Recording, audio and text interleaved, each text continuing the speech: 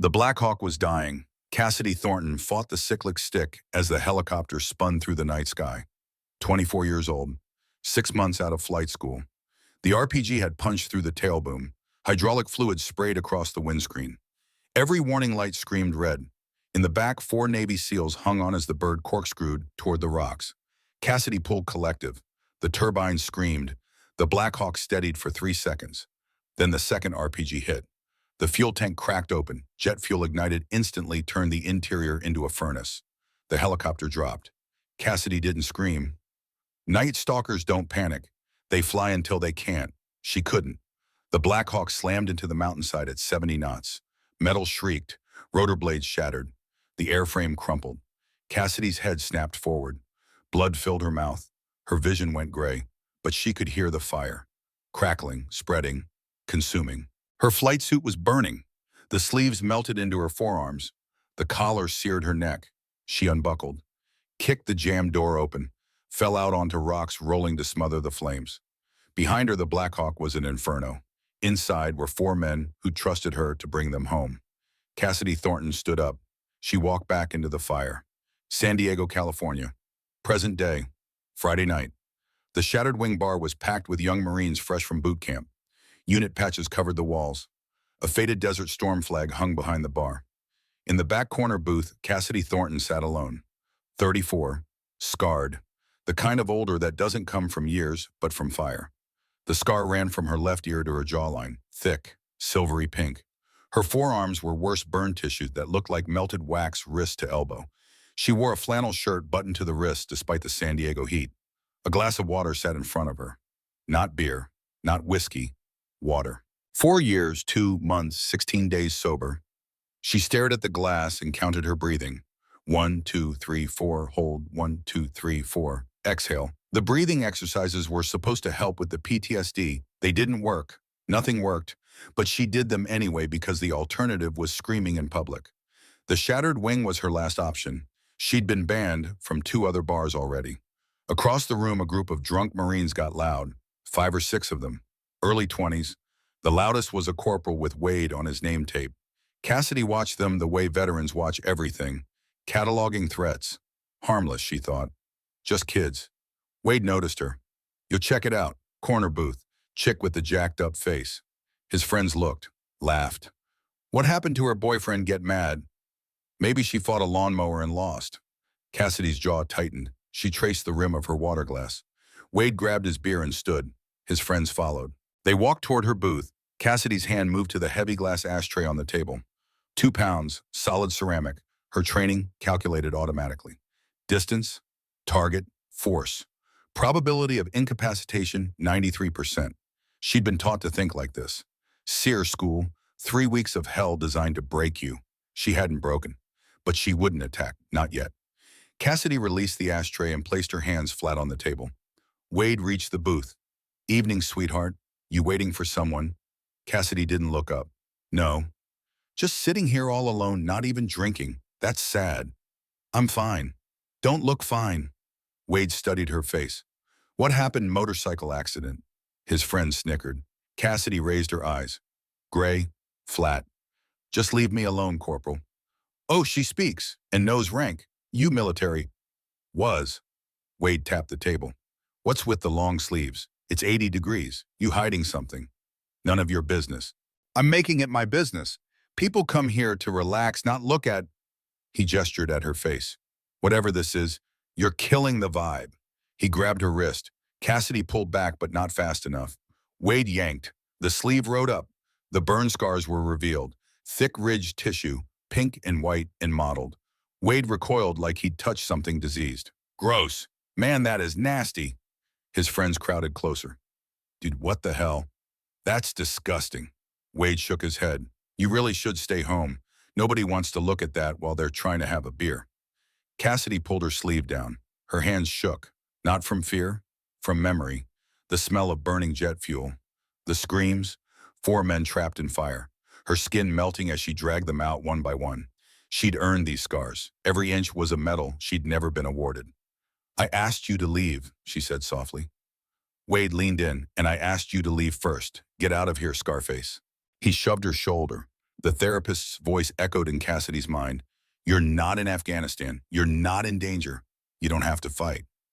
You have no idea what you're doing, Cassidy said. Wade laughed. I know exactly what I'm doing, taking out the trash.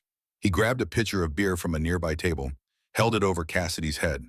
Maybe this'll cool off those burns. He poured, The cold beer soaked through her hair, ran down her face, drenched her shirt. The smell of cheap alcohol mixed with the faint scent of jet fuel that never left her. Wade's friends high-fived. The bar went quiet.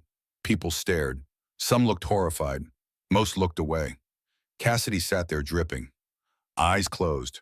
This was why she didn't go out. Why she stayed in her apartment with blackout curtains and white noise machines. Why she avoided crowds. Because this was what happened. Every time. Wade raised his hand to shove her again. The front door exploded open. 3 men walked in. Not boys. Men. They moved with quiet, terrifying purpose. The kind of movement that comes from 1,000 combat missions. The first one was massive. 6'4", 240 bearded. Black t-shirt stretched tight across his chest. Arms covered in military tattoos. Behind him 2 more. Leaner but equally dangerous. One had a scar across his throat. The other missing half an ear. They scanned the room like operators. Threats, exits, targets. Their eyes locked onto the scene in the corner. The woman covered in beer. The young punk laughing. The big one's face went pale. He walked toward the booth. The music stopped. Conversations died. The entire bar felt the shift. Wade turned grinning. What do you want, old man? The big man ignored him. He walked past Wade to the booth, looked at Cassidy, saw the scars on her face, the burned tissue on her forearms. His eyes filled with tears. Chief, he whispered. Cassidy looked up. Her eyes widened. Chief Thornton. Recognition crashed over her. Ox Wyatt, Ox Sterling, had been looking for Cassidy Thornton for 5 years. 5 years of dead ends. 5 years of VA hospitals and PTSD clinics. Now, here she was, soaked in beer, scarred, lone but alive. Wade stepped between them. You know this freak? Wyatt's eyes shifted to the young Marine. The look was colder than anything Wade had ever seen. What did you just call her? His voice was low, quiet, deadly. Wade tried to hold his ground. I called her a freak. Look at her face. She's disgusting. Wyatt didn't respond with words. He threw a right cross that traveled 8 inches. The punch landed on Wade's jaw with the sound of a baseball bat hitting meat. Wade dropped unconscious before he hit the floor. His friends jumped up. Hey, you can't. The other 2 men stepped forward, arms crossed, eyes flat. The young Marines understood suddenly they were children in a room full of wolves. They sat down. Wyatt turned away from the unconscious corporal. He pulled off his jacket and draped it around Cassidy's wet shoulders. I've been looking for you for 5 years, Blaze. Cassidy stared at him, at the beard, the lines around his eyes, the trident tattoo. How did you find me? Anonymous tip. Someone recognized you from an old unit photo. One of Wade's friends found courage. Who the hell are you guys? Wyatt rolled up his sleeve. The tattoo eagle anchor pistol. The trident, Navy SEAL. We are the men she saved. The bar went silent. Wyatt pointed to the man with the throat scar. Holden Reeves, 10 years ago pinned under a seat when our bird went down. Unconscious, drowning in his own blood. She pulled him out while she was on fire. He pointed to the man missing part of his ear. Quinn Marshall, unconscious, not breathing. She dragged him 20 meters, gave him CPR, brought him back. Wyatt tapped his chest. Wyatt Sterling, broken back, couldn't move. She walked back into that burning helicopter 3 times. Once for Holden, once for Quinn, once for me. He pointed at Cassidy's scar. She got that when the fuel tank exploded. She was shielding our team leader with her own body. His voice cracked. The blast killed him. She took the fire to her face, arms, chest. 70% burns. He turned to Wade on the floor. And this piece of garbage poured beer on her. The young Marine stared at Cassidy now, not with disgust, with awe. We didn't know, one whispered. Cassidy found her voice, stronger now. You didn't ask. Holden and Quinn sat across from her. Wyatt stood guard. After you pulled us out, you collapsed, Holden said, his voice rough. Medevac to Bagram, then Ramstein, then Brook Burn Unit. 2 years. Cassidy nodded. She remembered. The surgeries, the skin grafts, the morphine that stopped working. When you got out, you disappeared, Quinn added. Medically retired at 26. No forwarding address. I didn't want to be found. We know, Wyatt sat beside her, but we needed to find you anyway, to say thank you. He pulled out a photograph, worn from handling. 4 Navy SEALs next to a Black Hawk. In the pilot's seat, barely visible, a woman. 24, blonde, no scars yet. 3 hours before we went wheels up, Wyatt said, before everything went to hell. Cassidy didn't recognize herself. There was a 5th man, the team leader. I couldn't get him out. Lieutenant James Caldwell. KIA, Quinn said. You did everything you could, more than anyone else would have. Wade groaned, waking up. Cassidy stood, walked to where he sat, hand on his swollen jaw. She crouched down, pulled up her sleeve, revealing the full extent of her scars. Take a good look, Corporal. These aren't ugly. This is what love looks like, what loyalty looks like. She paused. I hope you never have to earn marks like these. But if you do, I hope no one treats you the way you treated me tonight. Wade looked at her, at the massive SEALs behind her like guardian angels. He started to cry, not from pain, from shame. I'm sorry, I'm so sorry, I didn't know. No, you didn't. Wade managed to stand, looked at her, at the scars. He snapped to attention. Saluted. Ma'am, Corporal Brennan Wade. My father was Marine Corporal James Wade, killed in Desert Storm, 1991. I was 2. He lowered his salute. I never knew what sacrifice meant, but now I do. He extended his hand. Cassidy shook it. Get ice on that jaw, Corporal. Yes, ma'am. He turned to leave, stopped. Ma'am, you're the bravest person I've ever met. Cassidy nodded. Brennan and his friends left quietly. Wyatt gestured to the booth. Sit with us. Before Cassidy could respond, the door opened. An older man walked in. 67, gray-haired, slight limp, ribbon bar on his chest, Medal of Honor. Bronze Star, Purple Heart. He walked straight to their booth. Lieutenant Thornton, I've been looking for you too. Cassidy stood. Colonel Blackwell. Just Garrett now. He smiled. Though I see you've had quite the reunion. Wyatt shook his hand. Sir, we weren't expecting you. Heard Thornton had been spotted. Figured tonight might be interesting. He looked at Cassidy. Looks like I was right. Cassidy's mind reeled. Wyatt and the team, now her old flight instructor. What's going on? Garrett sat. Sit, all of you. Wyatt's phone buzzed. His face went pale. What is it? Wyatt showed the message. Urgent search and rescue. Devil's Canyon, civilian down. With all pilots grounded. Need immediate response. Garrett looked at Cassidy. That canyon, you know it. Cassidy's hands started shaking. I flew it 50 times in training, before Afghanistan, before the crash. There's an 8-year-old boy trapped on a ledge, 50-knot winds, 0 visibility. Every civilian pilot refused to fly. He paused. We need the angel of death back in the cockpit. Cassidy looked at her trembling hands, at the scars, at the 3 men who'd named their children after her, at the old colonel who'd taught her to fly. I haven't flown in 10 years. I know, but that kid is dying, and you're the only one who can save him. Outside, thunder rumbled. The storm was coming. Cassidy Thornton had a choice to make. Cassidy's hands wouldn't stop shaking. She stared at them there on the table, fingers trembling like leaves in a storm. 10 years since she'd touched a cyclic stick. 10 years since she'd felt rotor wash on her face. 10 years since she'd been anything other than broken. The message on Wyatt's phone might as well have been written in fire. Devil's Canyon. She knew that canyon. Every wind shear, every downdraft, every thermal that could flip a helicopter upside down in 3 seconds. She'd trained there back when she was 23, fresh and fearless, and convinced she was immortal. Afghanistan had taught her otherwise.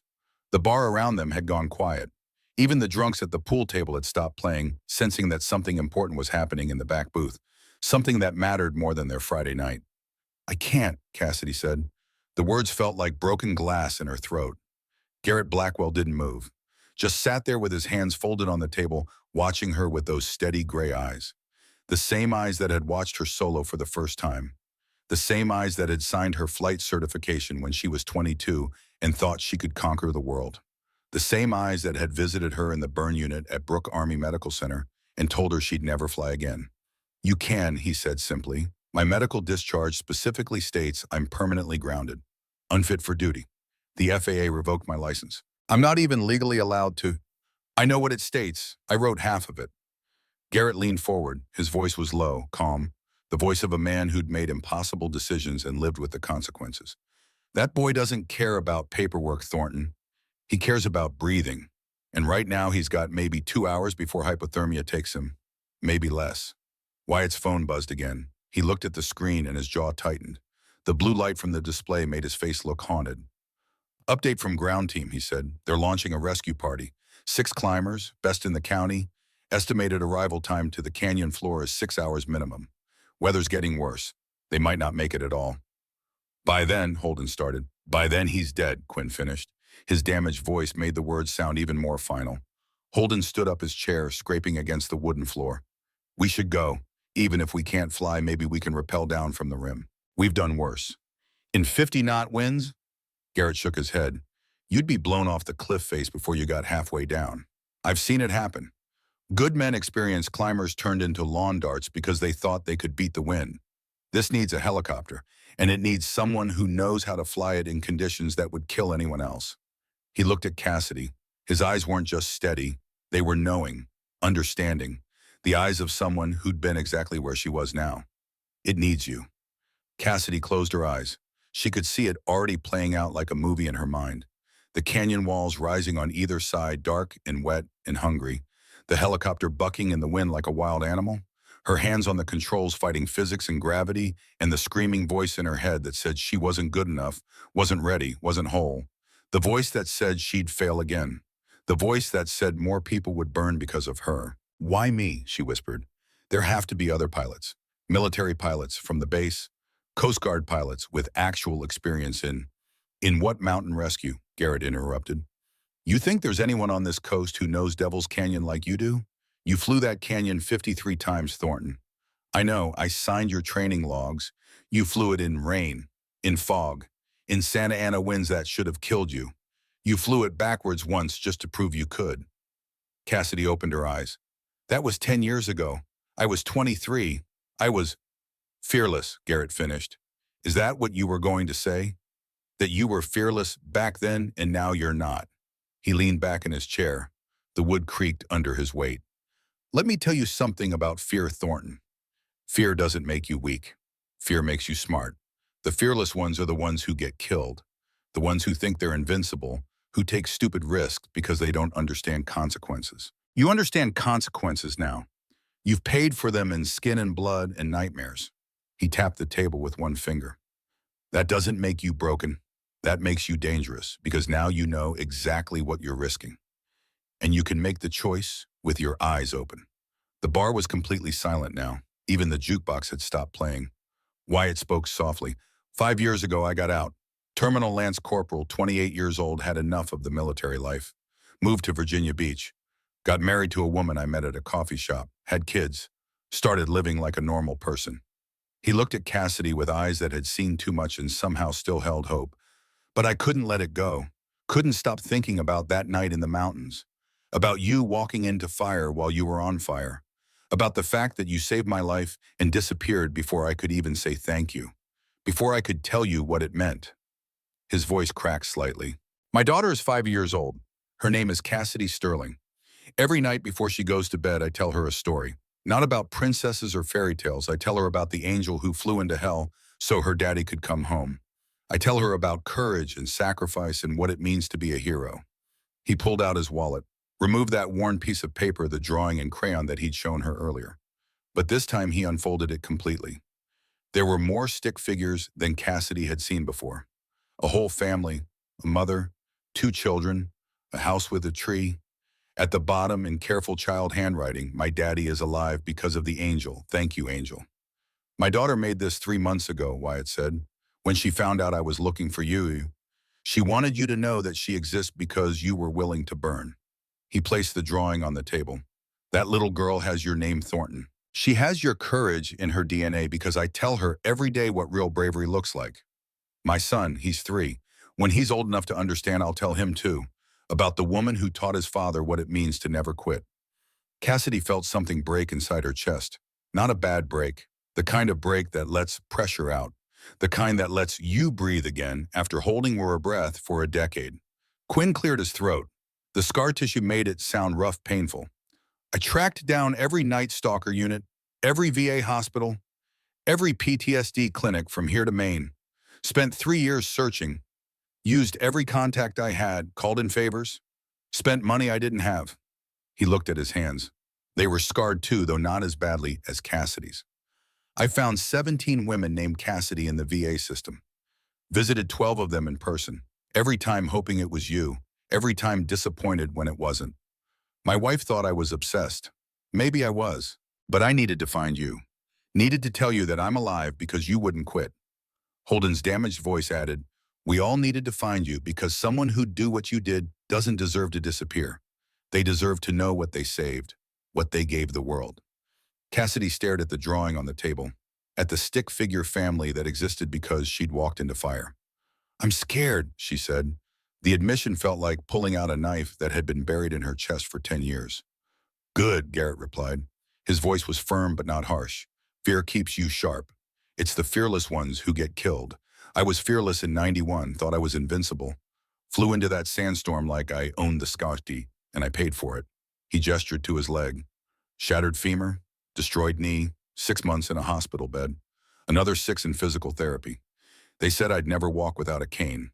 Said I'd definitely never fly again. Said a lot of things that turned out to be wrong. He leaned forward again. You know what changed. What made the difference between staying broken and getting back in the cockpit? Cassidy shook her head. The Rangers I crashed with. They visited me. Every week. Sometimes twice a week. They brought their families, their kids. One of them brought his newborn daughter, 6 pounds, born 3 weeks early. He told me she wouldn't exist if I hadn't gotten them out of that desert. If I hadn't kept flying when every warning light was screaming at me to set it down. Garrett's eyes were wet now. That baby girl is 34 years old now. She's a doctor, saving lives in Baltimore. She exists because I didn't quit. And I didn't quit because those Rangers showed me what I'd saved, what my broken body had protected. He reached across the table and put his hand over Cassidy's scarred fingers. Scars don't make you broken, Thornton. They make you expensive. Every inch of damaged tissue is a price you paid for something that mattered. The question isn't whether you're whole. The question is whether you're willing to pay that price again. Across the bar, the door opened. Brennan Wade walked back in. His jaw was still swollen, turning a spectacular purple yellow that would take weeks to fade. His left eye was nearly shut. But he was walking steady, sober. His eyes were clear. He'd found ice somewhere, and coffee, and something that looked like dignity. He walked straight to the booth, stood at attention. Ma'am, he said to Cassidy, I know I don't have any right to ask this. I know what I did was unforgivable. But I need you to understand something before you make your decision. He reached into his pocket and pulled out that dog tag. Old, worn, the metal dull with age and handling. My father, Corporal James Wade, died in Desert Storm. January 17th, 1991.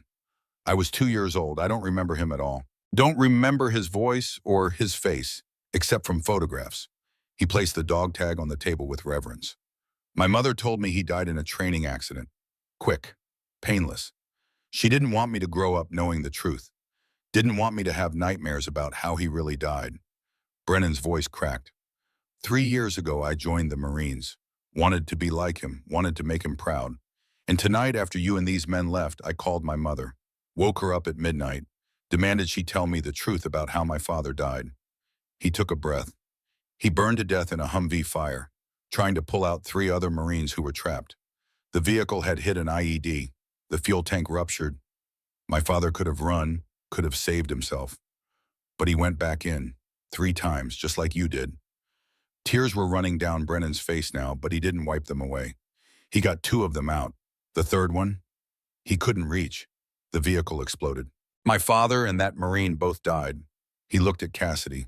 I joined the Marines to be like him, to be brave like I thought he was. But tonight I realized I don't know what brave actually means. I thought it was about being tough, about not showing weakness, about mocking people who are different. He gestured to his swollen jaw. You taught me different, ma'am. You showed me that brave isn't about being fearless. It's about being terrified and doing it anyway. It's about paying prices that nobody else can pay. It's about walking into fire when every instinct says run. He straightened even more if that was possible. So if you're going up in that storm, I'm asking you to let me come. Let me do something that would make my father proud. Let me learn what real courage looks like. And if I die doing it, at least I'll die being the kind of man he was. The kind of man you are. Garrett studied the young Marine for a long moment. You ever flown combat rescue, son? No, sir. You ever rappelled from a helicopter in high winds? No, sir. You ever done technical rope work, cliff rescue, any kind of vertical environment training? No, sir. You ever seen a man die because someone made a mistake at altitude? Brennan hesitated. No, sir. Then why should we bring you? You're untrained, inexperienced. You'll be dead weight, might get yourself killed, might get all of us killed. Brennan's jaw tightened. Because I need to learn, sir. And because if something goes wrong, I'd rather die trying to save a kid than live knowing I was too scared to help. Too scared to be the man my father was. Wyatt and Garrett exchanged a look. Something passed between them. Understanding, recognition. Garrett nodded slowly. You got a ride to the airfield, he asked. Yes, sir. My truck's outside. Then you're in, but you follow orders without question. You do exactly what Chief Thornton says, when she says it, how she says it. No hesitation. No second guessing. And if she tells you to jump out mid-flight, you jump. Understood? Yes, sir. Good. Now sit down and shut up while the adults talk. Brennan sat. Wyatt's phone buzzed again. He looked at the message and his face changed, went pale. His hand tightened on the phone. What? Garrett asked sharply. Ground team just sent an update on the kid. Wyatt turned the phone so everyone could see. It was a photo. A boy in a hospital bed. Older photo judging by the date stamp. Maybe 2 years old. The boy was bald, thin, too thin, connected to IV lines. His skin had that translucent quality that came from long illness. Ethan Sawyer, Wyatt said quietly, 8 years old, leukemia survivor. He's been in remission for 18 months. This hiking trip was his first real adventure since treatment ended. First time his doctors cleared him for any kind of physical activity. Cassidy stared at the photo, at the brave smile on a face that had known too much pain for such a young age. A kid who'd already fought for his life once, already beaten odds that killed other children, already learned what it meant to be strong when your body was trying to quit. And now he was trapped on a ledge in a storm, fighting for his life again. There's more, Wyatt continued scrolling through the message. His father is a Marine Corps veteran, Sergeant First Class David Sawyer, served 3 tours. Last one was Afghanistan, Hindu Kush region, 2014. He paused. Let that sink in. Same mountains where you crashed, Chief. Same deployment window. Different company, but he was there. He was in those mountains when you went down. The same war that had burned her. The same rocks that had broken her helicopter. The same sky that had tried to kill her. Small world, Garrett said softly. But his eyes were sharp, understanding. He knew what this meant to Cassidy. Cassidy looked at the photo of Ethan, at the brave smile on a face that had known too much pain, at the determination in eyes that should have held nothing but childhood innocence. She thought about herself at 8 years old, healthy, whole, innocent, playing in her backyard in Texas, dreaming about flying helicopters because her father had been a pilot. She thought about who she'd become, what she'd survived, what she'd paid. She thought about that little boy on a ledge, cold and scared, and fighting not to give up. A fighter, just like her. That kid's already a fighter, she said. Her voice was stronger now, steadier. He's already beaten cancer, already won a fight that kills most people who face it. He's stronger than half the Marines I've known. She looked at Wyatt, at Holden, at Quinn, at Garrett, at Brennan. Let's make sure he gets to keep fighting. Garrett turned to Cassidy. It's your call, Thornton, but we need to move. Now. Every minute we waste is another minute that kid gets colder. Another minute closer to the point of no return. Cassidy looked at the faces around the table. Wyatt, who'd named his children after her. Holden, whose scarred throat bore witness to that night in the mountains. Quinn, who'd died and been brought back by her hands, her breath, her refusal to quit. Brennan, desperate to prove himself worthy of a father he never knew. And Garrett, the old warrior who'd taught her everything and refused to let her stay broken. She thought about the bond on that ledge. 8 years old, cancer survivor. Scared, cold. Crying for parents who couldn't reach him. She thought about herself at 8 years old, before the fire, before the scars, before she learned that heroes weren't invincible. Before she learned that being a hero meant being willing to burn. She stood up. Let's go save a kid. The Coronado Naval Air Station was 26 miles from the shattered wing. The posted speed limit varied between 35 and 65 depending on the road. Garrett made it in 16 minutes. He drove like he flew, fast, aggressive, utterly confident. His truck was an old Ford F-250 diesel built in 2003 before computers ran everything. No emissions controls, no stability assist, just raw power and torque and the kind of mechanical simplicity that could take abuse and keep running. It roared through San Diego like a tank at full charge. Cassidy sat in the passenger seat, gripping the oh shit handle above the door. The streets blurred past. Traffic lights went from yellow to red to distant memories. "You know you're going to get pulled over," she said, "by who every cop in the county is on the search and rescue. And if they do stop us, I'll tell them we're on our way to save a kid.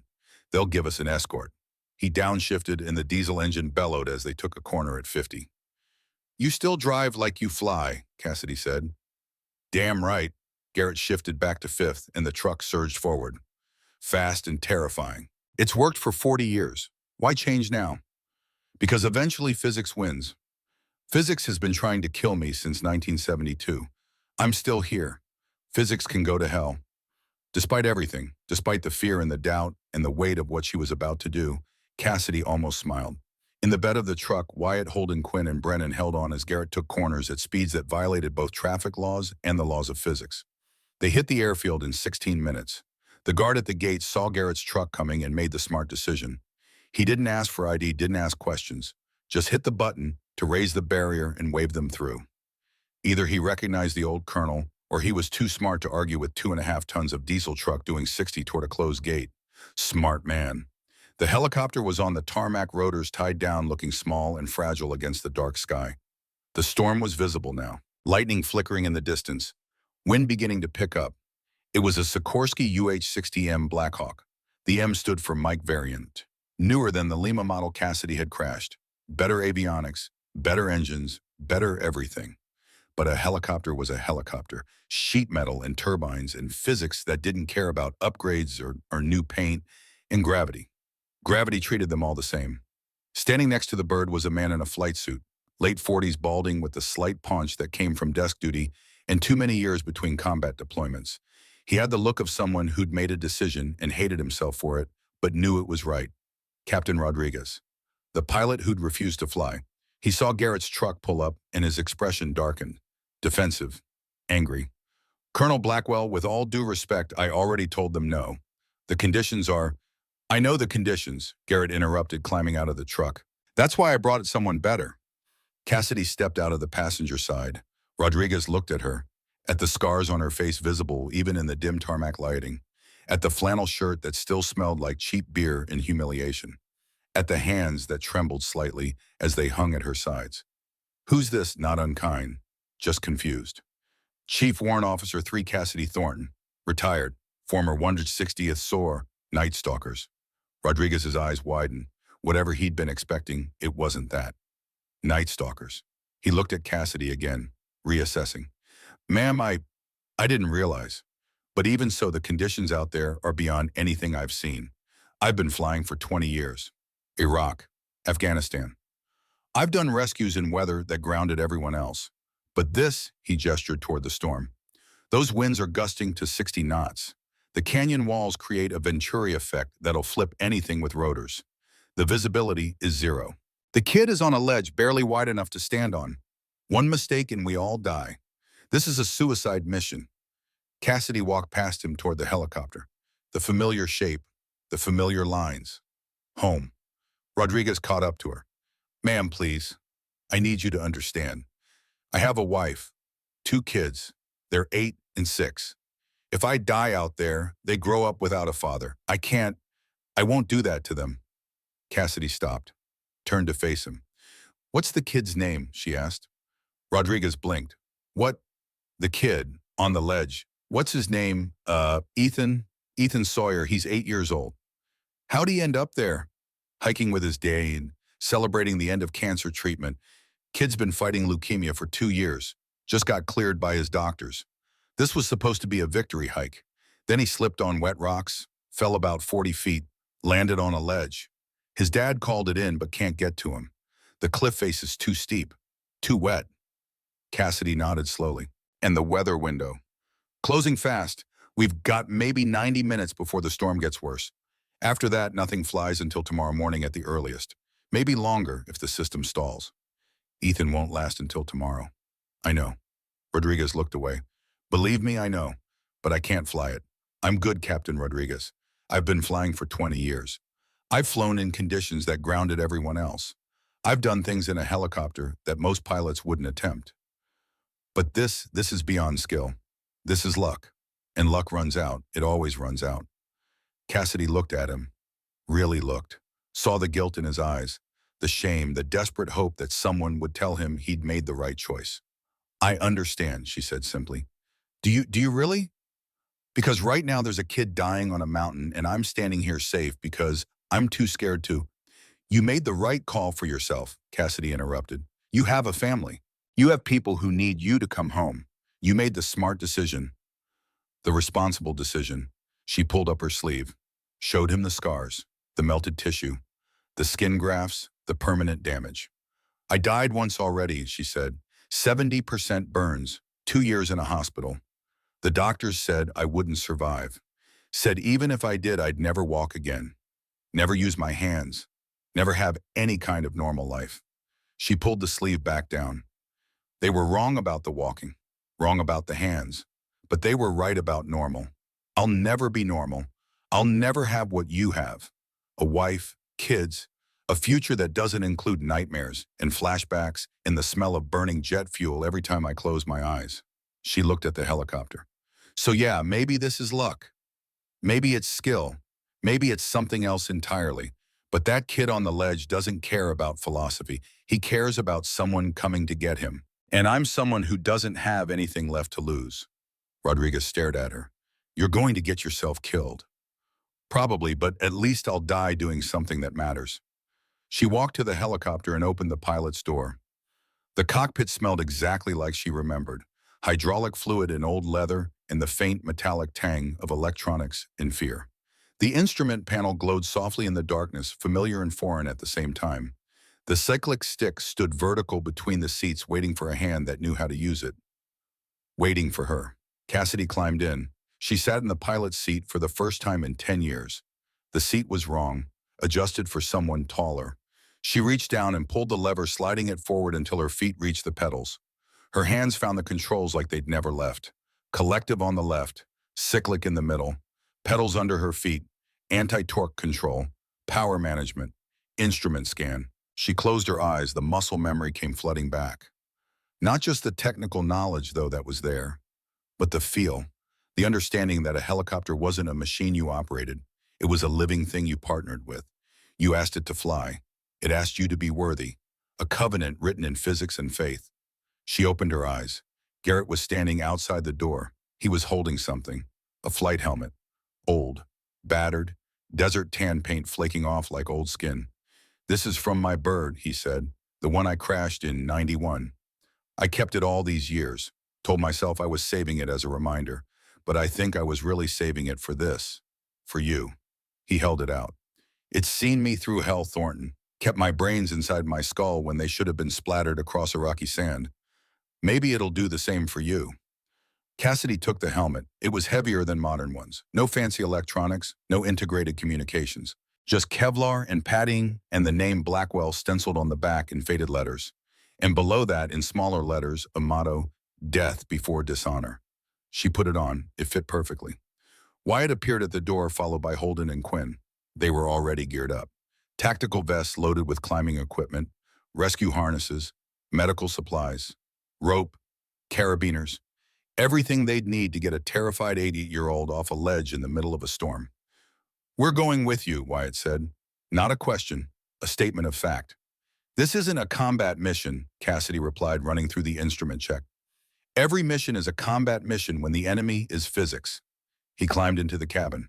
Besides, you pulled me out once. Figured I owe you a ride. Time to pay my debts.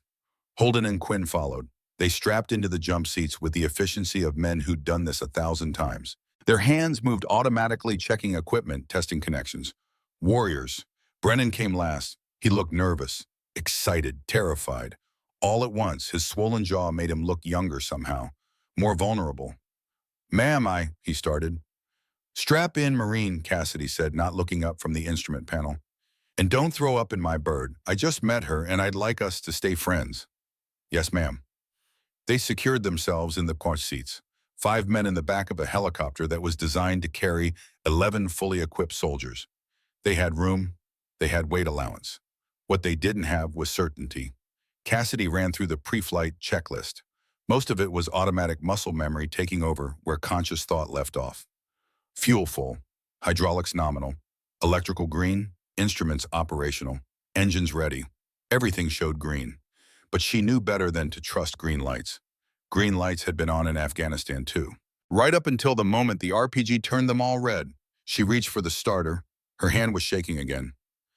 Garrett leaned in through the door. His voice was quiet, gentle. "You remember what I told you on your first solo flight?" Cassidy nodded. How could she forget? She'd been terrified that day too. 22 years old, convinced she was going to kill herself. "The helicopter doesn't care if you're scared," she recited. "It only cares if you're committed. Fear is just information. What you do with that information is what defines you." "That's right," Garrett smiled. "So are you committed?" Cassidy looked at the instruments, at the controls that had once felt like extensions of her own body, at the 4 men in back who trusted her enough to strap into a machine that might kill them all. She thought about Ethan Sawyer, 8 years old, cancer survivor, alone on a ledge in the dark, wondering if anyone was coming. She thought about herself, 34 years old, burn survivor, alone in a bar until tonight, wondering if anyone cared. Both of them waiting for someone to come, both of them fighting to survive. "I'm committed," she said. She hit the starter. The APU spooled up first, auxiliary power unit, the heartbeat that would wake the sleeping giant. It whined and caught and settled into a steady hum. Then the turbines. Number 1 engine. The whine built slowly at first, then faster, climbing the scale like a siren reaching for the sky. The rotor shaft engaged. The blades began to turn, slow at first, then fast enough to blur into a disc overhead.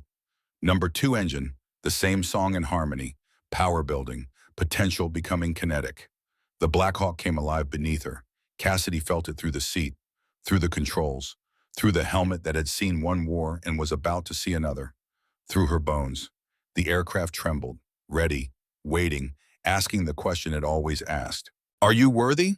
She keyed the radio. "Coronado Tower, this is Night Stalker 77, requesting immediate departure for Devil's Canyon rescue operation." There was a pause, static. Then a voice came back, older, authoritative, someone who'd been doing this long enough to know when to follow rules and when to burn them. "Night Stalker 77 Tower, be advised weather is below minimums for VFR flight. IFR is not recommended. Current conditions include gusting winds, low visibility, and severe turbulence. We cannot authorize this departure." "Understood, Tower. Departing anyway." Another pause, longer this time. "Roger that, 77. The controller's voice changed, became almost gentle. "Godspeed, bring that kid home." "Wilco, Night Stalker 77 is wheels up." Cassidy pulled collective. The Black Hawk lifted off the tarmac. The wheels left the ground and suddenly they were flying, rising into the dark sky, into the wind and rain and storm that had grounded everyone else, into the chaos that sane people avoided. But Cassidy Thornton had stopped being sane 10 years ago. She'd stopped being sane the moment she walked back into fire. Rodriguez stood on the ground watching them go. His face was a mixture of awe and horror, and something that might have been envy. Garrett stood next to him, hands in his pockets, looking up. His face was serene, confident. The helicopter banked hard to the northeast, toward the mountains, toward Devil's Canyon, toward a little boy who needed someone crazy enough to trade oak. Inside the cockpit, Cassidy fought the controls as the wind tried to shove them sideways. The first gust hit like a punch from God. The helicopter rolled 15 degrees before she caught it. "Welcome back," she muttered to herself. The rain was already hammering the windscreen. Visibility was maybe a quarter mile, maybe less. The wipers fought a losing battle against the deluge. Behind her, Brennan was gripping his harness so hard his knuckles were white. His face was pale green. Wyatt leaned forward. "How you doing, Chief?" Cassidy didn't answer right away. She was too busy correcting for a gust that tried to roll them inverted. The helicopter bucked like an angry bull, dropped 50 feet in 2 seconds, caught air again. She pulled it level with movements that were more instinct than thought. "I'm doing what I was trained to do," she finally said, "which is fly into places no sane person would go." Wyatt smiled. "Then we're in exactly the right hands." The Black Hawk screamed toward the mountains at 140 knots. Full cruise speed, maybe a little more. The airframe shuddered with the effort. Behind them, the lights of San Diego disappeared into the rain, the civilized world falling away, leaving only darkness and wind and the mountains that didn't care if you were brave or scared or anything in between. They just were. Ancient, indifferent, eternal. Ahead there was only darkness, and somewhere in that darkness a boy was waiting. Cassidy Thornton had spent 10 years running from fire. Tonight she was flying straight back into it. The helicopter shook like a paint mixer as they climbed toward the canyon. Every gust was a fist trying to knock them out of the sky. Every downdraft was a trap waiting to slam them into the mountains. Every crosswind was a challenge to her control, her skill, her right to be here. Cassidy's hands moved constantly on the controls. Tiny adjustments. Corrections measured in inches. Left, right, up, down. The helicopter wasn't flying so much as fighting its way through the air. In the back, Holden was checking the rescue equipment for the third time. Rope, harness, carabiners, medical supplies. Everything they'd need to get a terrified 8-year-old off a ledge in the middle of a storm. Quinn was on the radio coordinating with the ground team, getting updates on Ethan's condition. Still conscious, still responsive, but fading. Body temperature dropping, time running out. Brennan just held on and tried not to look out the window. Or throw up, preferably both. The GPS showed Devil's Canyon 5 miles ahead, 4 minutes at current speed, 4 minutes to decide if this was bravery or stupidity. Cassidy keyed the intercom. 2 minutes to target. Everyone ready? Aja. A chorus of affirmatives came back. Calm, professional. The voices of men who'd done this before, who understood the risks and chose to take them anyway. She dropped altitude, skimming the treetops. Flying low kept them out of the worst winds aloft. It also meant one mistake would put them into the ground at terminal velocity. No pressure. The canyon appeared ahead like a black wound in the earth, a scar in the landscape. Deep, dark, hungry, just like her. Cassidy took a breath. Entering the canyon. Hold on. She nosed the helicopter forward and flew into the darkness, into the storm, into the unknown. The walls rose up on either side, sheer rock faces that looked like teeth in the storm. The Venturi effect hit immediately. The wind funneled through the narrow space and accelerated. 70 knots, 80, 90. The Black Hawk was thrown sideways like a toy. Cassidy compensated, flew at an angle, crabbed into the wind to maintain forward progress. It was a maneuver that shouldn't work. The physics said it was impossible. The textbooks said it couldn't be done. But Cassidy Thornton had stopped caring about textbooks 10 years ago. She flew the canyon sideways, the fuselage pointed 40 degrees off their direction of travel, fighting every second to stay airborne. Fighting every second to prove she was worthy. Fighting every second to bring that kid home. There, Wyatt shouted. Ledge at 2 o'clock. I see him. Cassidy looked. Through the rain and darkness, she could just make out a small figure huddled against the rock wall. Ethan Sawyer, 8 years old. Soaking wet, terrified, still alive, still waiting. Cassidy brought the helicopter into a hover. The hardest thing a pilot can do, and she held it there. Steady, unwavering, ready. Quinn Marshall dropped into hell. The fast rope burned through his gloves as he descended. The wind slammed him against the cliff face once, twice, 3 times. Rocks scraped his helmet. His tactical vest took impacts that would leave bruises for weeks. He didn't stop. 20 feet down, 30, 40.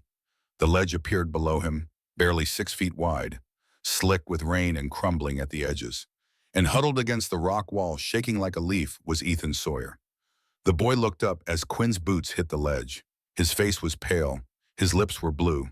Hypothermia had already started its work. His small hands were pressed against the rock fingernails, torn from trying to grip the whetstone. Hey, buddy, Quinn shouted over the rotor wash. I'm Quinn. I'm here to take you home.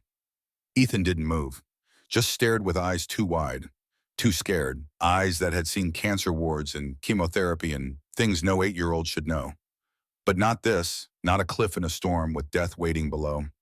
Quinn knelt down, making himself smaller, less threatening. I know you're scared. I'm scared too.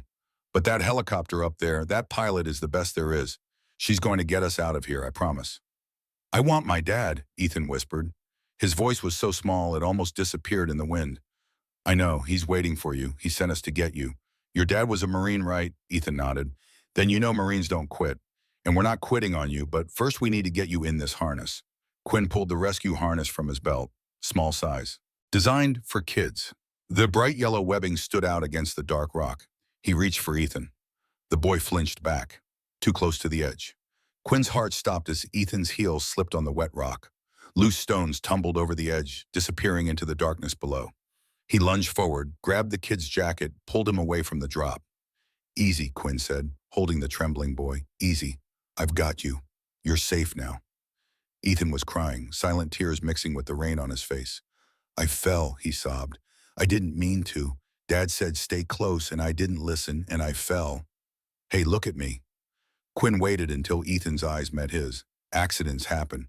What matters is that you held on. You stayed on this ledge for 3 hours. That takes guts. Your dad is going to be so proud of you." Above them, the Black Hawk bucked in the wind.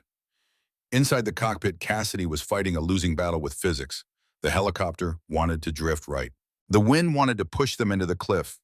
The downdrafts wanted to slam them into the rocks below. Cassidy wanted none of it. Her left hand worked the collective constantly. Up, down, tiny movements measured in millimeters. Her right hand on the cyclic made corrections so fast they were almost invisible. Her feet on the pedals kept the tail rotor from spinning them into the canyon wall. Sweat poured down her face inside the helmet. It ran into her eyes, blurred her vision. She blinked it away. The scars on her forearms ached. Old nerve damage responding to stress. The tissue that had been burned and grafted didn't have the same nerve endings.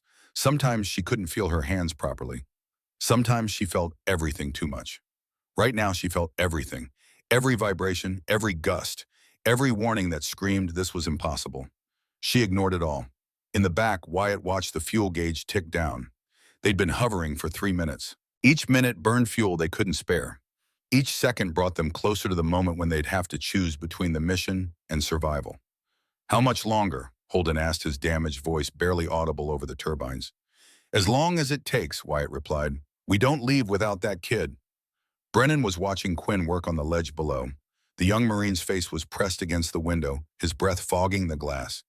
He was praying, first time in years. But he was praying, "Please God, let them make it. Let this kid see his father again. Let me do something right." "He's got the kid in the harness," Brennan said. "They're clipping in." "Good," Wyatt keyed the intercom. "Chief, they're ready to come up." "Copy," Cassidy replied. Her voice was strained, tight, but controlled. "Prepare to hoist." Holden moved to the winch controls. On the ledge, Quinn finished securing Ethan. The boy was strapped to his chest in a tandem configuration. Quinn's arms wrapped around him, protective, the way his own father had held him when he was young. "Okay, buddy, here's what's going to happen," Quinn said, making sure Ethan could hear him. "We're going to go up to that helicopter. It's going to be loud and scary. The wind is going to push us around. But I want you to close your eyes and think about your dad. Think about telling him about this adventure. Can you do that?" Ethan nodded against Quinn's chest. "Good. Close your eyes now. Don't look down. Just hold on to me." Ethan buried his face in Quinn's tactical vest. Quinn clipped onto the hoist cable, checked it twice, checked Ethan's harness 3 times. He gave the thumbs up. Holden hit the switch. The winch motor engaged with a mechanical whine. The cable pulled taut. Quinn and Ethan lifted off the ledge. For a moment, they hung in space, between the rock and the helicopter, between death and salvation. They rose 10 feet, 20. The wind caught them, spinning them like a mobile. 30 feet.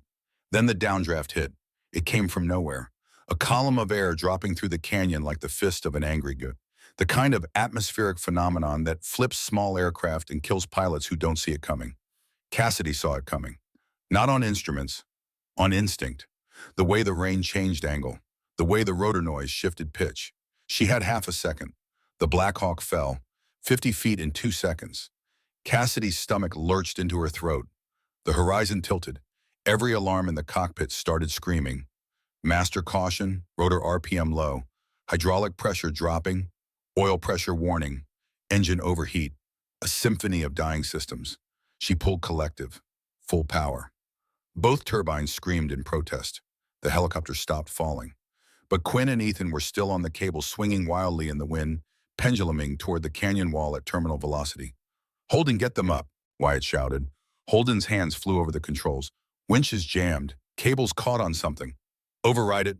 Trying. Below them, Quinn saw the rock wall coming, saw the jagged outcropping that was about to crush them both. He twisted his body, turning so his back would take the impact, curled around Ethan like a human shield. They hit. The impact drove the air from Quinn's lungs. Something in his shoulder cracked. Ribs maybe, or his collarbone. Pain exploded through his back, but Ethan was protected. They bounced off the wall, spinning. Quinn kept his arms locked around the boy. They hit again. Quinn's helmet cracked against raw rock. His vision doubled, but he held on. Quinn, Wyatt's voice in his ear. Talk to me. Still here, Quinn gasped. Kid's okay. Get us up. In the cockpit, Cassidy saw the hydraulic pressure gauge drop into the red. The memory tried to take her. Afghanistan, 10 years ago, same gauge, same warning. Same sick certainty that everyone was about to die in fire. But she'd learned something in 10 years. Memories were just that, memories. This was now, and now she was in control. Holden, Cassidy said. Her voice was ice, calm, the voice of someone who'd been to hell and knew the way out. Status. Cables fouled on an outcropping. Can't pull them up without tearing the cable. Can't lower them without slamming them into the wall again. Can you see what it's caught on? Negative, too much spray. The Black Hawk shuddered. The controls went mushy in her hands. Hydraulic failure. She was flying on cables now, pure mechanical linkage between her hands and the rotor head. Every input took twice the force. The helicopter responded half as fast, like flying a truck with no power steering. While hovering next to a cliff, with 2 men on a cable, in a storm. Cassidy looked at the fuel gauge. 4 minutes at this power setting. She looked at the hydraulic gauge. 0 pressure. She looked at Quinn and Ethan swinging in the wind below, and she made a choice. Brennan, she said. The young Marine looked up, fear in his eyes, but also hope. Ma'am, you said you wanted to do something that would make your father proud. Yes, ma'am. Clip into the secondary cable. Go down and unfoul the primary. Brennan's face went pale. Ma'am, I know. But Quinn can't do it with the kid attached. Holden and Wyatt need to stay on the winch. That leaves you. She turned in her seat and looked at him. Really looked at him. Your father died trying to save his squad. You have his blood, his courage. I've seen it tonight. Now I'm asking you to use it. Brennan stared at her, at the scars on her face, at the determination in her eyes that said she believed in him more than he believed in himself. He thought about Corporal James Wade, 23 years old, burned alive pulling his Marines from a burning vehicle. A hero Brennan had never met but had spent his whole life trying to honor. This was his moment. Yes, ma'am, Brennan said. His hands were steady as he clipped into the secondary cable. Wyatt appeared next to him. The big SEAL's face was serious. Listen to me, Wyatt said. When you get down there, you're going to be scared. You're going to want to rush. Don't. Slow is smooth. Smooth is fast. Cut the fouled section. Don't think, just do. He handed Brennan a knife, K-bar, heavy, sharp. This knife has been in 3 wars. It's never failed. It won't fail you. Brennan took the knife, felt the weight of it, the history. Thank you. Don't thank me. Just bring Quinn and that kid home. Brennan nodded. He moved to the door. The wind hit him like a living thing, tried to rip him out of the helicopter. He looked down, 100 feet to darkness, to rocks that would shatter every bone in his body. He looked at Quinn, at the 8-year-old boy who'd already fought cancer and now was fighting for his life again. He thought about his father, and he stepped out into the storm. The fast rope slipped through his hands. He caught it, gripped harder. His gloves were soaked. The rope was wet. He was falling too fast. Training kicked in, wrapped the rope, controlled the descent. The wind hit him sideways, spun him 360.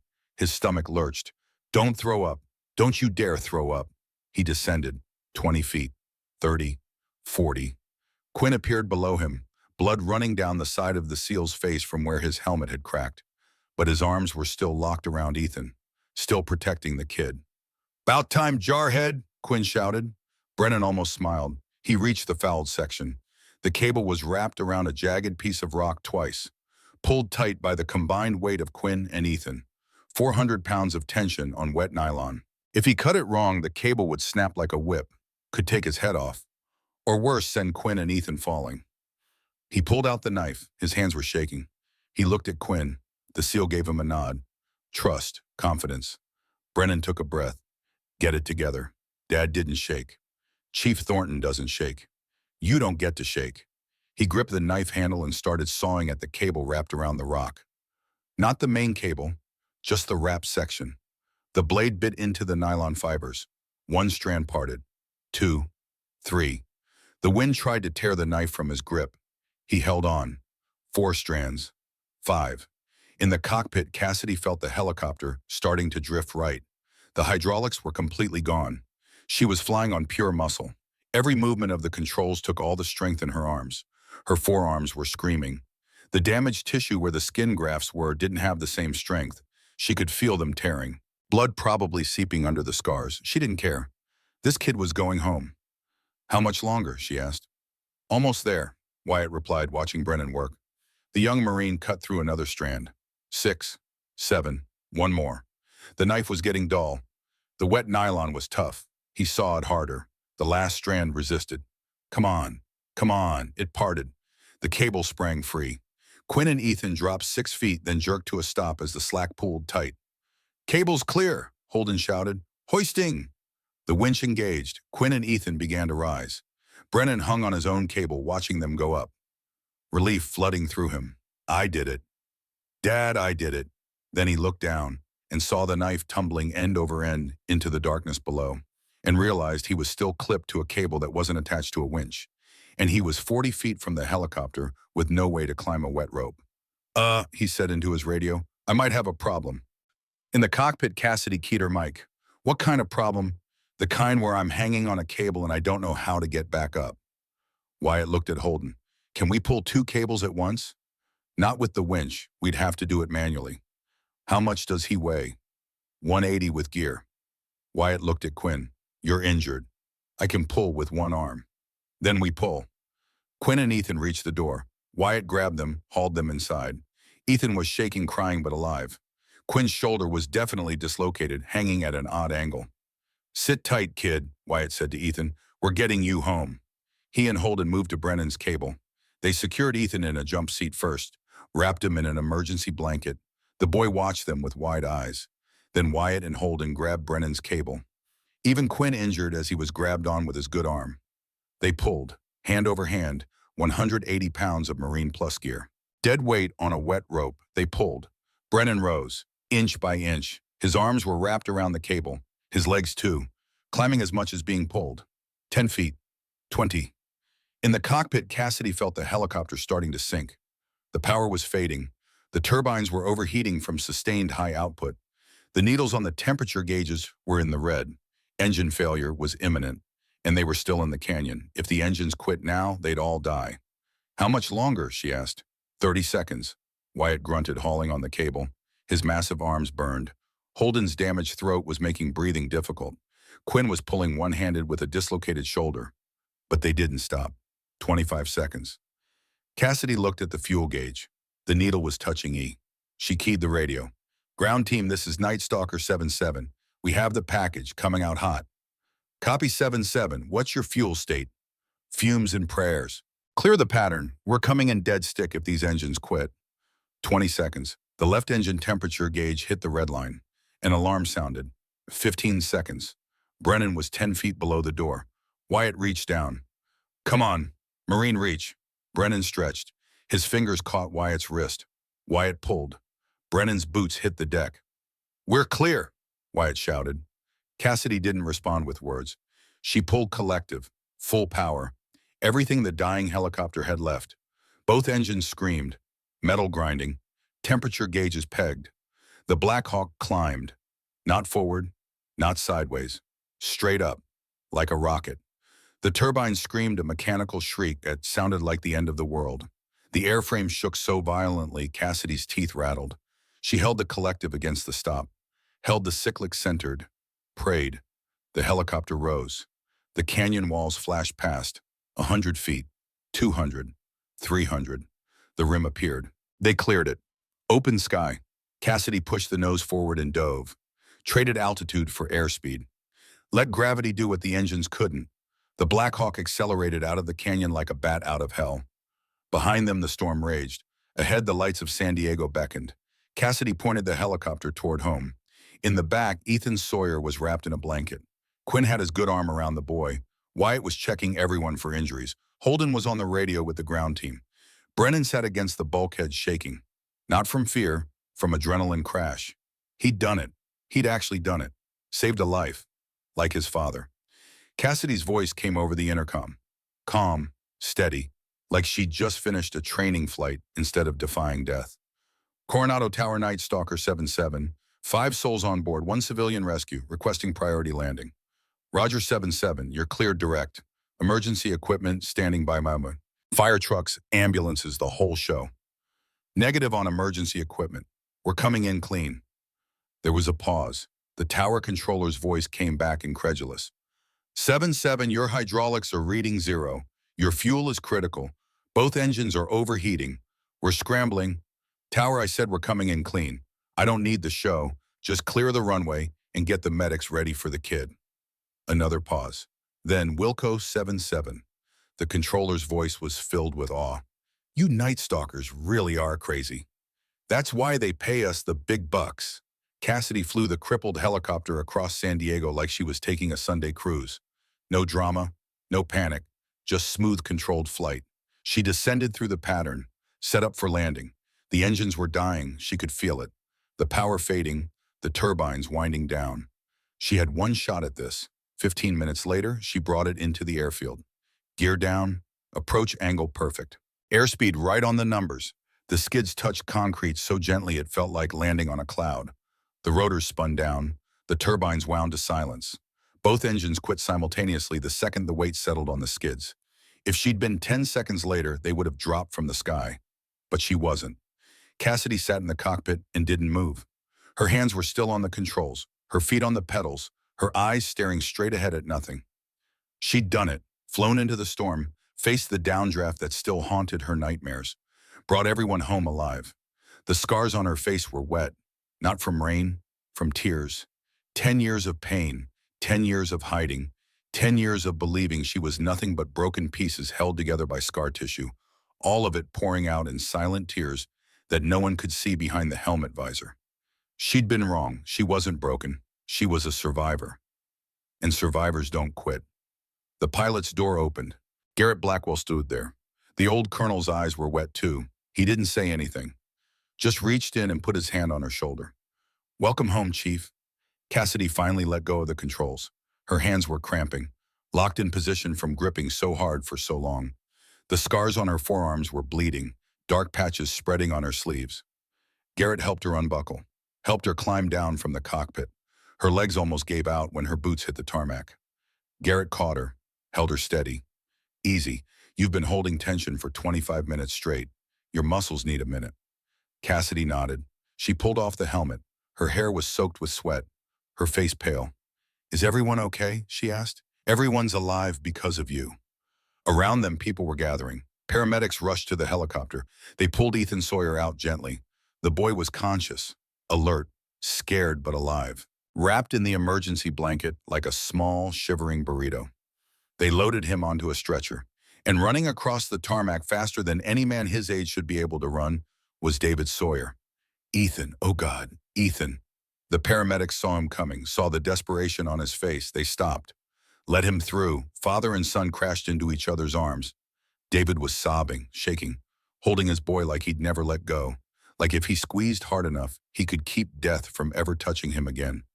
Dad, Ethan said, crying into his father's shoulder. Dad, I fell. I'm sorry, I didn't mean to. Shh, buddy, shh, you're okay, you're safe now. David pulled back, looked at his son's face, checked him for injuries with a father's frantic hands. Are you hurt? Did they hurt you? No, the Navy man protected me. And the pilot, Dad, the pilot was so cool, she flew in the storm. David looked over at Cassidy. She was standing next to the helicopter, barely able to hold herself upright, scarred and exhausted and covered in blood from where her forearms had torn open. And the most beautiful thing he'd ever seen.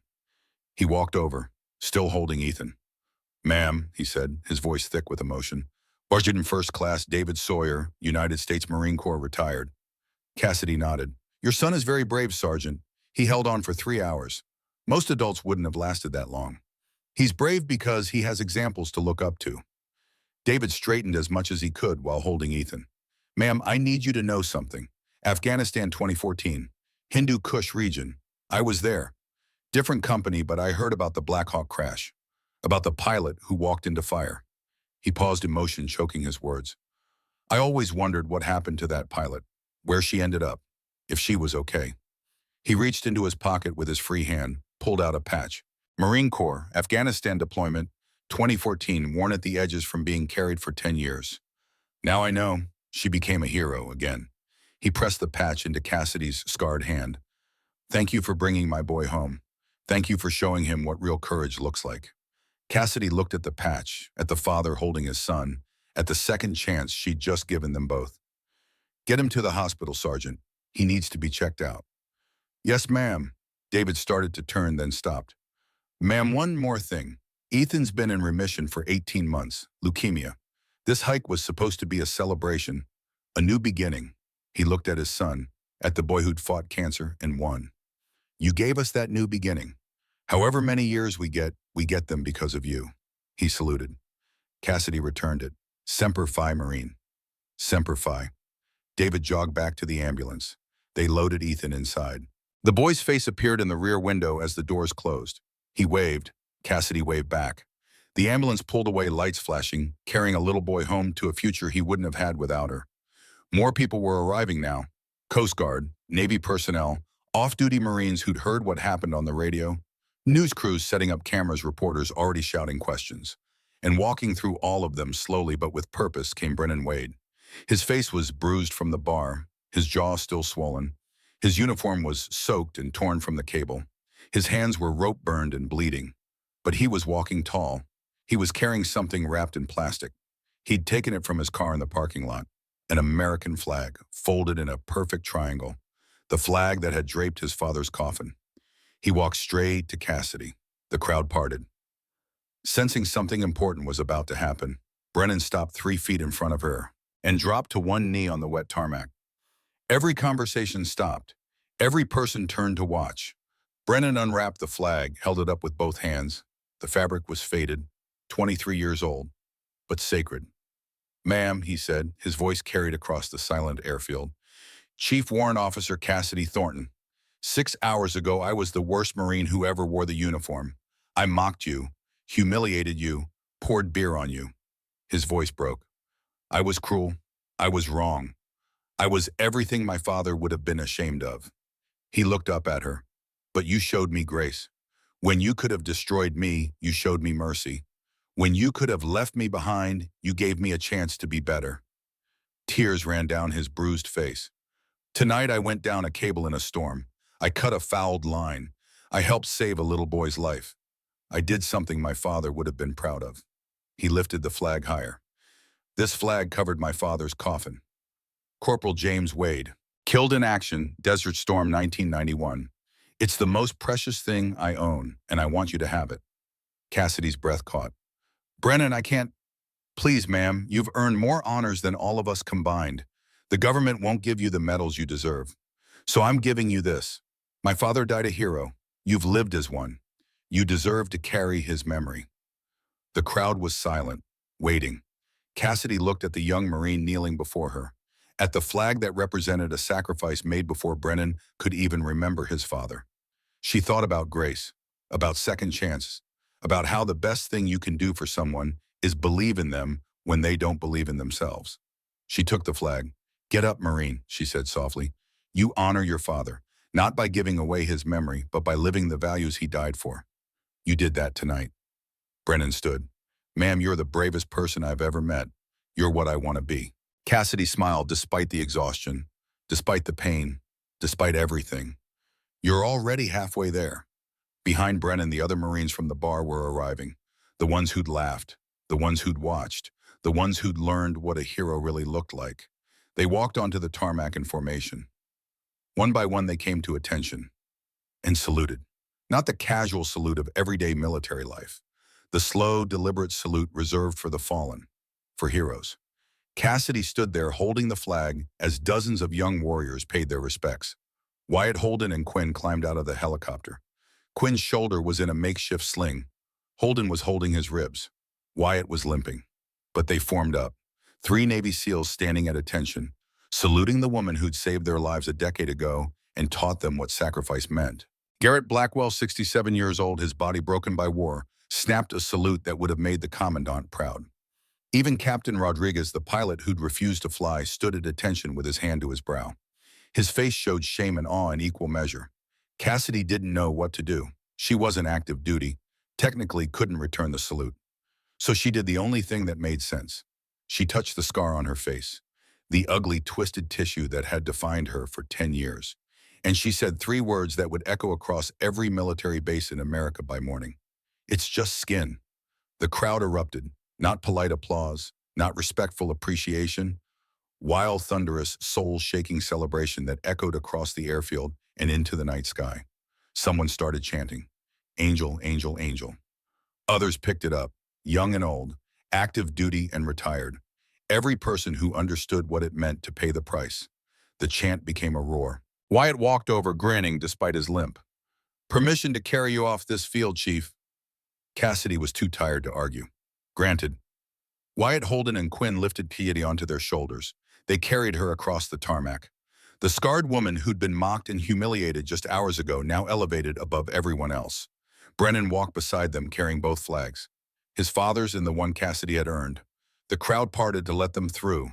News cameras caught it all. The image would be on every screen by morning. The woman with scars. The warriors who carried her. The young Marine who'd found redemption. The chant continued. "Angel, angel, angel." Cassidy closed her eyes and let herself feel it. The acceptance, the recognition, the understanding that she wasn't broken. Had never been broken. She was expensive. Every scar was a price paid. Every mark was a medal earned in fire and blood and sacrifice. And she'd earned the right to hold her head high. 3 hours later, the shattered wing was quieter now, after midnight. The Friday crowd had thinned to a handful of regulars nursing last call. Cassidy walked in wearing clean clothes, a borrowed Navy sweatshirt, her hair still damp from the shower at the airfield, the scars on her face and arms visible in the dim light. The bartender looked up. A woman in her 50s, gray hair, pulled back tattoo of a helicopter on her forearm. Name tag said Maggie. "We're about to close, hon." She stopped, recognized Cassidy. "Holy shit, you're her, the pilot from tonight." News travels fast. "News, honey, you're all over every channel. The video of you landing that bird with no hydraulics already has 5 million views. You're a goddamn legend." Maggie came around the bar. "I'm Maggie. I own this place. Former crew chief, Army Aviation, Desert Storm." "Cassidy." "I know who you are." Maggie poured 2 shots of whiskey, slid one to Cassidy. "This one's on the house for being the baddest woman in San Diego. Hell in America." Cassidy looked at the shot. "I don't drink. You do tonight. Trust me. Some things deserve to be toasted." Cassidy picked up the glass, stared at the amber liquid. She thought about 10 years of sobriety, 10 years of control, 10 years of being afraid that one drink would send her spiraling. She thought about tonight, about letting go, about flying into the storm anyway. One drink wouldn't break her. Nothing could break her anymore. She drank. The whiskey burned. Good burn, clean burn, not like jet fuel, never like jet fuel again. Maggie raised her own glass. "To the angel of death, may she always bring people home." They drank. The door opened. Captain Rodriguez walked in, the pilot who'd refused to fly. He looked exhausted, humbled, 10 years older than he had that afternoon. He walked to the bar and sat 2 stools down from Cassidy. "I owe you an apology," he said quietly. "For what?" "For not flying, for being too scared. For," he stopped, looked at his hands, "for not being you." Cassidy shook her head. "You made the right call for yourself. You have a family, kids who need their father. You made the smart decision. And you made the brave one. I made the only one I could live with." Cassidy looked at him. "There's no shame in knowing your limits, Captain. You'll fly another day, save other lives. I just don't have limits anymore. I already died once. Everything after that is borrowed time." Rodriguez smiled sadly. "I watched you land. Watched you fly a crippled bird like it was nothing. I've been flying for 20 years, and I've never seen anything like it. You will. Keep flying long enough, you see everything." "Will I see you again?" "At the airfield," Cassidy thought about it. "Maybe, if someone needs the angel of death." Rodriguez extended his hand. "It was an honor to watch you work, Chief." Cassidy shook it. "Fly safe, Captain." He left.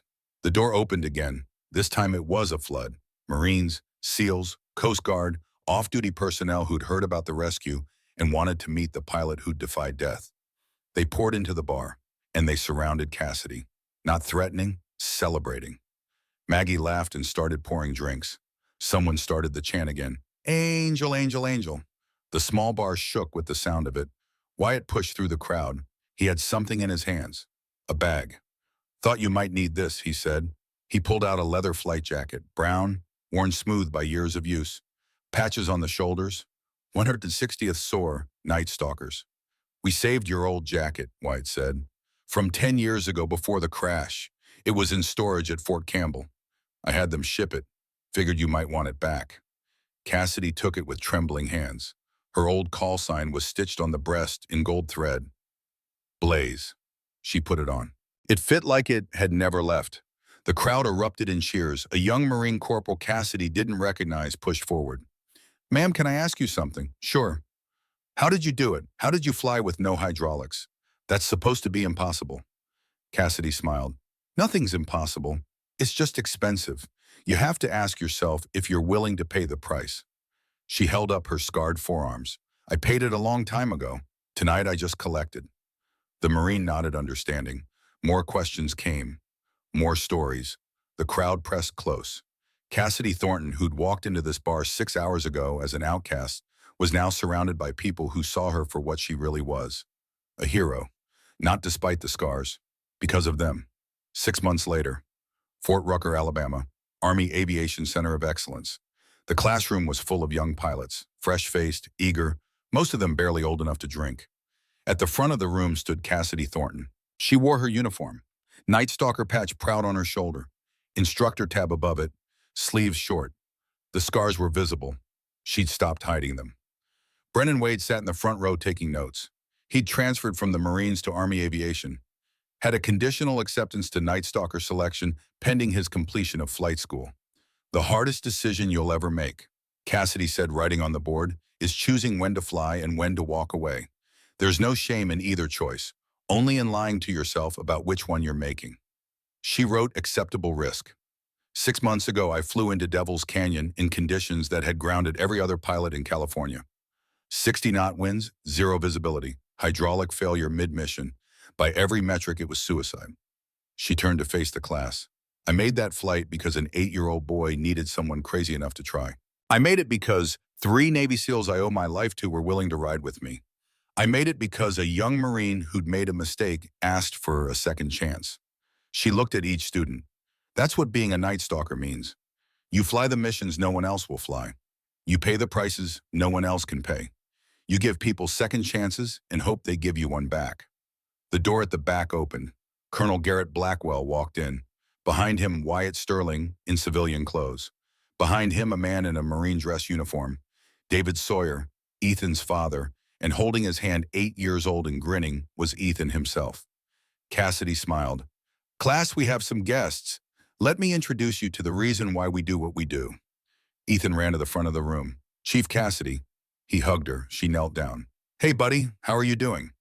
Good. Dad says I can start baseball next month. My hair grew back. See? He turned, showing off his full head of hair.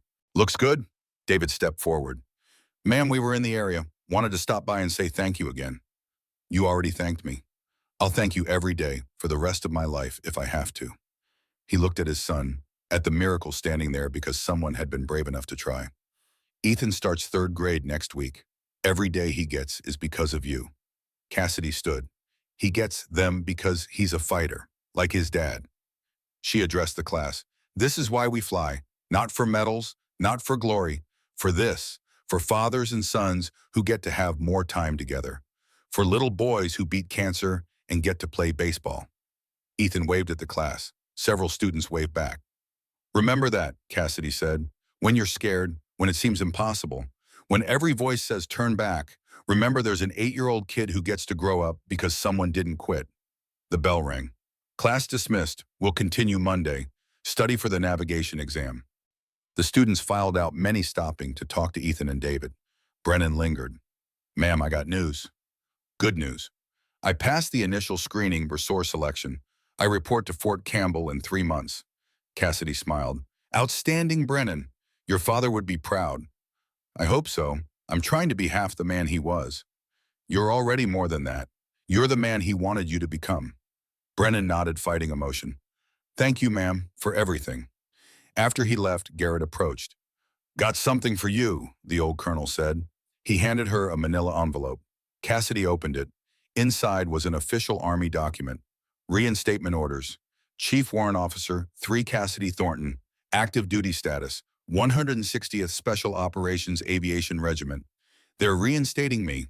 Full active duty, retroactive removal of medical retirement, full back pay, and a promotion to CW4 pending. Garrett smiled. Turns out when you save a kid on live television and 5 million people watch you fly a crippled helicopter like it's a training exercise, the Army pays attention. Cassidy stared at the orders, at the second chance she'd never asked for but had earned anyway. What if I don't want it? Then you tear it up and keep teaching. But if you do want it, Garrett leaned closer. There's a mission. Montana. Hunter lost in the mountains. Storm moving in. Sound familiar? Cassidy's phone buzzed. A text from Wyatt. You in? She looked at Garrett, at the orders, at Ethan playing with his father, at the second chance the world had given her. When do we leave? 2 hours. Cassidy gathered her materials, put on her flight jacket, the one that said Blaze. Let's go save someone. She walked out into the Alabama sunshine. A Black Hawk sat on the pad rotors already turning. Garrett climbed in the co-pilot seat. Cassidy took the left seat, the pilot's seat. She strapped in, put on her helmet, ran through the pre-flight. Her hands on the controls were steady, no shaking, no fear. Just the quiet confidence of someone who'd been to hell, walked back out, and wasn't afraid to go again. She pulled collective. The Black Hawk lifted into the sky, and Cassidy Thornton, the angel of death, flew toward another storm. Because that's what angels do. They fly into darkness so others can see light. They pay prices no one else will pay. They give second chances and hope, and they never ever stop. Far below at the Shattered Wing Bar in San Diego, Maggie added a new photograph to the wall of heroes. It showed a woman with scars on her face surrounded by warriors wearing a flight jacket that said Blaze. Underneath, in careful handwriting, Chief Warrant Officer Cassidy Thornton, the angel of death. She walked into fire so others could live. 160th SOAR. Night stalkers don't quit. And every night when young Marines and sailors and airmen walked in looking for a drink and a story, Maggie would point to that photo, and she'd tell them about the woman who was mocked and humiliated, who had every reason to quit, but who flew into a storm anyway, who saved a little boy with cancer, who proved that scars aren't weakness. They're proof you survived, proof you paid the price, proof you were willing to burn so others could live. That's Chief Cassidy Thornton, Maggie would say, her voice filled with pride. The baddest pilot who ever lived, and she drinks here. And the young warriors would look at that photo, at those scars, at the flight jacket and the determined eyes, and they'd understand what it meant to be a hero, not someone without fear, but someone who flies anyway.